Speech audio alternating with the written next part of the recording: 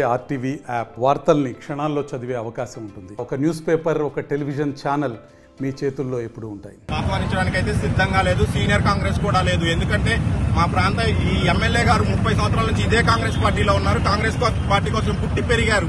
అలాంటి నాయకుడికి అన్యాయం జరుగుతుందంటే మేము ఎట్టి పరిస్థితుల్లో యువజన కాంగ్రెస్ ఊరుకోదు, అలాగే మా సీనియర్ కాంగ్రెస్ కూడా ఊరుకోదు. దీనిపైన మేము సిఎల్పీ నాయకులు బట్టి గారిని, అలాగే రేవంత్ రెడ్డి గారిని అందరినీ కలిసి ఖచ్చితంగా రిప్రజెంటేషన్ ఇచ్చి వెంకట్రావు గారిని ఎట్టి పరిస్థితుల్లో పార్టీలోకి ఆహ్వానించకుండా మా వంతు ప్రయత్నంగా మేము వీరయ్య గారికి ఎప్పుడు వచ్చే 5 ఏళ్లలో కూడా ఇంకా ఎన్నిసార్లు ఎమ్మెల్యేగా పోటీ చేసినా మేము వీరయ్య గారికే మద్దతు తెలియజేస్తాం. వీరయ్య గారితోనే ఉంటాం. మా ప్రయాణం వీరయ్య గారితోనే.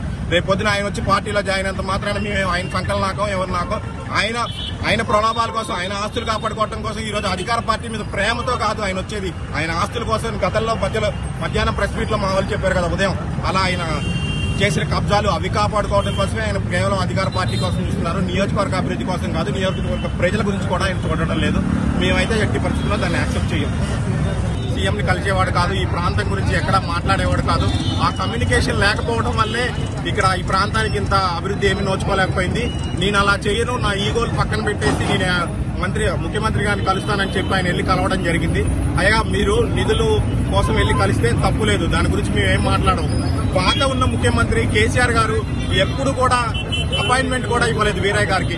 ఎన్నోసార్లు ఈ ప్రాంతం గురించి, సీతారామ ప్రాజెక్టు రైతుల గురించి, అలాగే కరకట్ట సమస్యల గురించి, గుర్తుకోయల గురించి, వీళ్ళందరి గురించి ఎన్నోసార్లు అసెంబ్లీలో ప్రస్తావించారు. మీరు ఏ రోజున ఈ భద్రాద్రి ప్రాంతం మీద అసలు వివక్షత చూపించారు, కానీ ఈ ప్రాంతానికి న్యాయం చేయాలని మీరు ఎప్పుడు అనుకోలేదు. అప్పుడున్న మీరేమంటున్నారు, ప్రజల తీర్పు ఎలా చెప్తే అలా చేస్తానంటున్నారు. ప్రజల తీర్పు మీరు బీఆర్ఎస్ పార్టీ ఇచ్చింది. మీరు బీఆర్ఎస్ పార్టీ ఎమ్మెల్యేగా కలిశారు. మీరు అక్కడే ఉంటే మాకు సంతోషం, మీకు సంతోషం.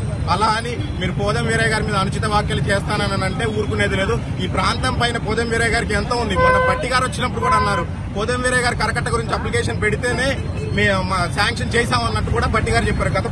గత ఉన్న ఎమ్మెల్యే పోదం వీరయ్య గారు చెప్పారు, ఎన్నోసార్లు అసెంబ్లీలో మాట్లాడారు.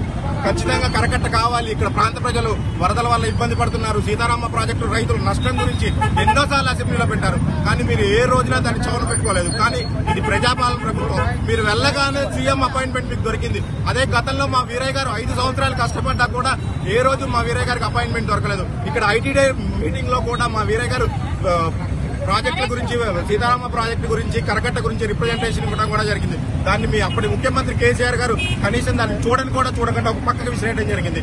ఖచ్చితంగా మీరు అనుచిత వ్యాఖ్యలు పోదం వీరయ్య గారి మీద చేస్తే మటుకు మిమ్మల్ని ఎట్టి పరిస్థితుల్లో భద్రాచలంలో తిరగనివ్వమని యువజన కాంగ్రెస్ తరఫు నుంచి తెలియజేస్తున్నాం. మరిన్ని వీడియోస్ కోసం ఛానల్ ని సబ్స్క్రైబ్ చేయండి. లేటెస్ట్ అప్డేట్స్ కోసం వాట్సాప్ ఛానల్ ని ఫాలో చేయండి. అండ్ లింక్ డిస్క్రిప్షన్ లో ఉంది.